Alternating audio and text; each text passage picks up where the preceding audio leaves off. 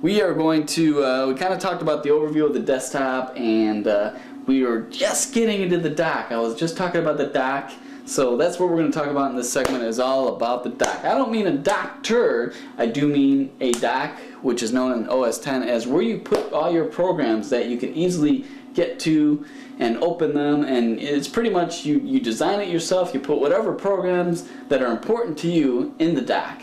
So, I have on my desktop, I have some folders and the external hard drives. I don't really keep application shortcuts on my desktop because that's what the dock is for, and that's what makes the Mac OS X so organized and nice and easy to get to anything you want.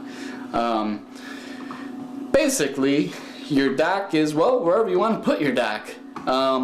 Let's just go up to the blue apple and I'll open up the dock feature.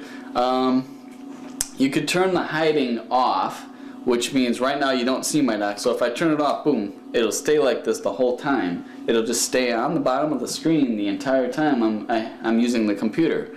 But I kind of like it when it disappears. So just go to the dock and I'm going to tell it to turn the hiding on. So boom, disappears. Very nice. Okay, well that's a very cool feature. So I am going to come to the dock again, and you can turn the magnification on, which means when you go down to it, it'll kind of expand and blow up, and as you can see, it gets a little bigger with each icon that you pass by. So I don't really like that feature, and it's all depending on what you like as a computer user. So I always turn that off, but here's the beauty of it, is that you can take your dock and you can move it anywhere to the left, to the bottom, to the right,